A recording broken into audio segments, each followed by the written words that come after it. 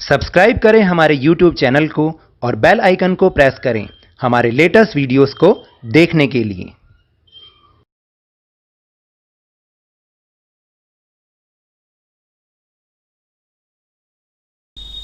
Hello and welcome to Lavneesh sir की क्लास। आज की ये शिक्षा निदेशालय राष्ट्रीय राजधानी क्षेत्र दिल्ली की वर्कशीट नंबर 14 जो कि कक्षा 8वीं के विद्यार्थियों के लिए ही है, यह ली गई है हिंदी विषय से। और इसमें आज हम चर्चा करेंगे यानी कि समझेंगे किसकी? कबीर की साखियाँ। कबीर की साखियाँ मतलब कबीर के दोहे। जो कबीर जी ने दोहे लिखे, वास्तव में उनका बहुत बड़ा मतलब आज भी हमें समझ में आता है, क्योंकि वो सारे जो दोहे हैं, वो सारी जो साखियाँ हैं, वो हमारी ज़िंदगी से वास्तविक रूप से जुड़ी हुई हैं। तो वो कौन थे, क्या थे, कहाँ उनका जन्म हुआ, तो पहले हम उनके बारे में जान लें कि वो कौन थे। तो चलिए शुरुआत करते हैं मेरे साथ और समझने की कोशिश करते हैं। तो कबीर दास जी का जन्म संवत 1455 यानी सन 1398 ईस्वी में हुआ था। जनश्रुति के अनुसार उनका जन्म एक विधवा ब्राह्मणी के गर्भ से हुआ, जिसने लोकलाज के भय से उन्हें त्याग दिया। एक जुलाहा दंपत्ति को वह लहर तारा नामक तालाब के किनारे पड़े हुए मिले, जिसने उनका पालन पोषण किया। वे ही कबीर के माता पिता कहलाए। इनके नाम थे नीमा और नीरू। कबीर की मृत्यु 120 वर्ष की आयु में संवत 1575 यानी सन 1518 ईस्वी में मगहर में हुई थी। तो ये तो उनका जीवन परिचय था, लेकिन उससे भी बड़ा उनका जो साहित्य परिचय, जो उनका पद्य परिचय है, आज हम उसके बारे में बात करेंगे।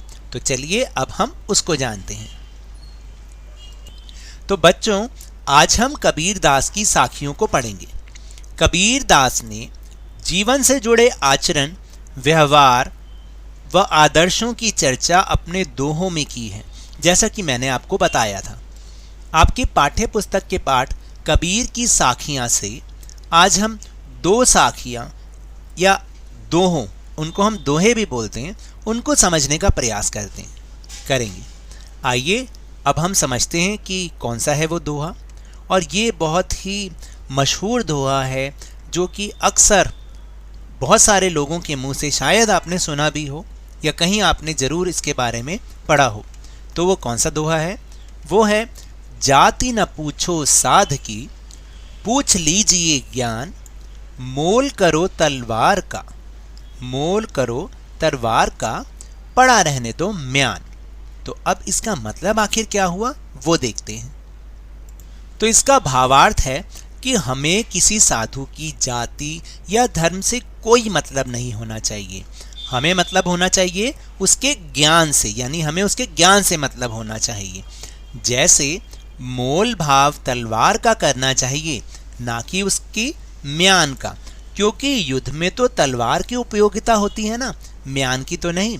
तो इसका कहने का मतलब ये है कि हमें कभी भी, यहाँ जैसे साधु लिखा है, तो हमें कभी भी जो ज्ञानी व्यक्ति होता है ना, जो ज्ञान देने वाला होता है, हमें उसकी जाति या धर्म से कभी भी कोई मतलब नहीं होना चाहिए। हमें तो उसके ज्ञान से मतलब होना चाहिए, क्योंकि हमें उनसे जो ज्ञान मिलने वाला है वो हमारे लिए उपयोगी है।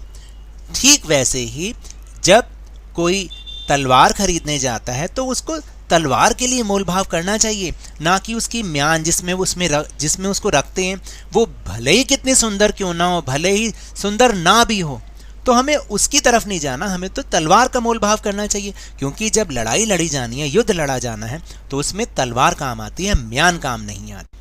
तो इसके बाद जो दूसरा दोहा है वो इस प्रकार है कि आवत गारी एक है, उलटत होई अनेक, कहे कबीर नहीं उलटिए, वही एक की एक। देखिए अभी आपको इसका मतलब भी समझ में आएगा। थोड़ा बहुत तो हम इसको 2-3 बार पढ़ेंगे तो हमें खुद ही समझ में आएगा कि गारी का मतलब यहाँ पे गाली है। तो चलिए इसका एक बार भावार्थ समझ लेते हैं। इसका भावार्थ है कि यदि आपको कोई गाली दे तो उसे उलटना नहीं चाहिए। जैसे पहली लाइन में लिखा है ना, आवत गारी एक है उल्टत होई अनेक, तो उलटने से वह अनेक में बदल जाती है। जैसे अगर कोई आपको गाली देगा तो आप उसको कम से कम भी 2-3 गालियां दे देंगे गुस्से में।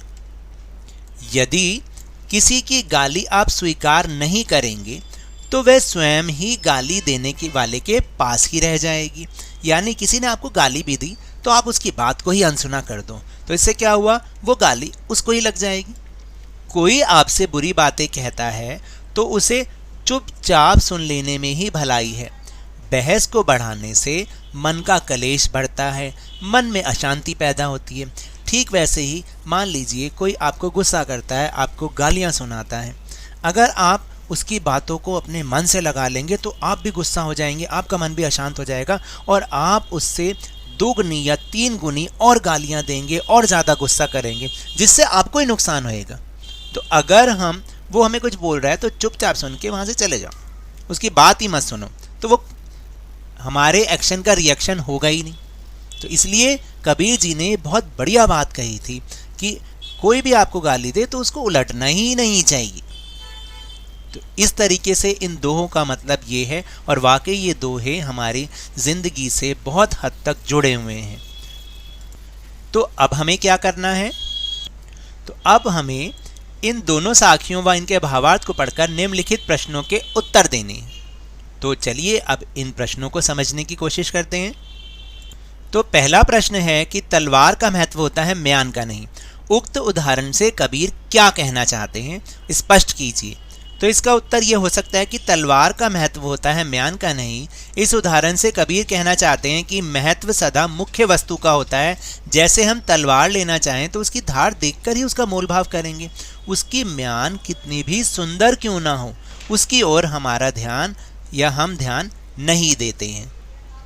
फिर इसके बाद दूसरा प्रश्न है कि कोई हमें गाली दे या अपशब्द कहे तो हमें उसे वापस उलटकर गाली क्यों नहीं देनी चाहिए।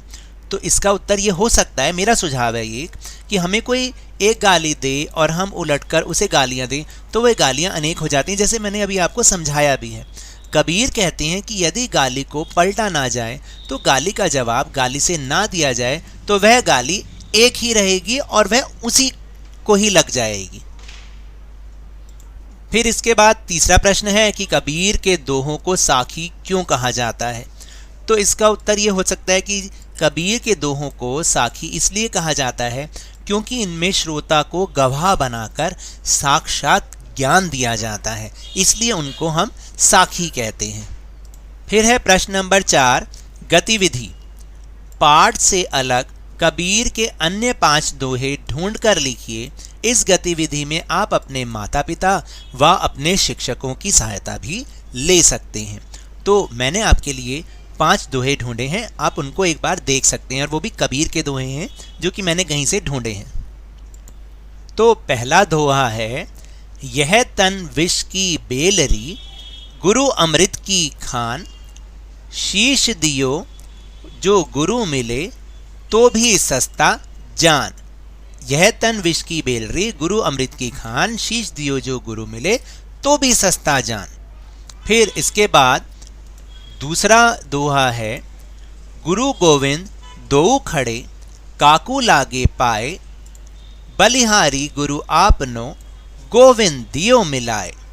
तो देखिए, जहाँ तक मुझे इसका मतलब थोड़ा थोड़ा ये भी पता है कि गुरु और गोविंद, गोविंद कौन है, भगवान है, दोनों खड़े हैं, मैं किसके पाँव छूं। तो फिर यही कहा जाता है कि हमें अपने गुरु के पाँव छूने चाहिए, क्योंकि गुरु के कारण हमें ईश्वर भी मिल जाते हैं। फिर तीसरा जो दोहा है वो है, निंदक नियरे राखिए, आंगन कुटी छवाए, बिन पानी साबुन बिना, निर्मल करे सुहाए। इसके बाद जो चौथा दोहा है वो है, फिर अगला जो दोहा है वो है, बुरा जो देखन मैं चला, बुरा न मिलिया कोई, जो मन देखा आपना, मुझसे बुरा ना कोई। तो इसका मतलब देखिए, जिसका मतलब थोड़ा बहुत मुझे पता है वो मैं उसको समझा भी रहा हूँ आपको, कि बुरा जो देखन मैं चला, मैं जब बुराई देखने चला तो मुझसे बुरा और कोई नहीं मिला। जो मैंने अपना मन जब झांक के देखा तब मुझे पता चला कि मुझसे बुरा तो और कोई है ही नहीं। तो इसलिए इसका मतलब ये हो सकता है कि बुरा जो देखन मैं चला, बुरा न मिलिया कोई, बुरा मिला ही नहीं कोई, क्योंकि जब मैंने अपना मन देखा तो मुझे पता चला कि मुझसे बुरा तो और कोई है ही नहीं। फिर आखिरी है, दुख में सुमिरन सब करें, सुख में करे ना कोई, जो सुख में सुमिरन करे तो दुख काहे को होए। तो ये बहुत अच्छा दोहा है। देखिए, हम हमेशा अपने ईश्वर को, अपने भगवान को हमेशा दुख में याद करते हैं, लेकिन सुख में उन्हें कभी याद नहीं करते। लेकिन अगर हम सुख में भी उन्हें याद करेंगे ना, तो मुझे उम्मीद है कि दुख होगा ही नहीं। इस दोहे का ये मतलब है। बहुत ही बढ़िया दोहे हैं कबीर जी के, वास्तविक जीवन से वो हमारे जुड़े हुए हैं। तो मेरे इस तरह समझाने से अगर आपको थोड़ा सा भी समझ में आया हो तो इस चैनल को ज़्यादा से ज़्यादा सब्सक्राइब कीजिए, लाइक कीजिए और बहुत ज़्यादा शेयर भी कीजिए। और हाँ, मेरे साथ इसी तरह वर्कशीट को समझते रहिए, लेकिन ध्यान और मन लगाकर पूरी मेहनत और लगन के साथ पढ़ते रहिए। और अगर आपको कोरोना वायरस से बचना है ना, तो मास्क जरूर लगा के रखिए, क्योंकि जब तक दवाई नहीं तब तक कोई ढिलाई नहीं। धन्यवाद।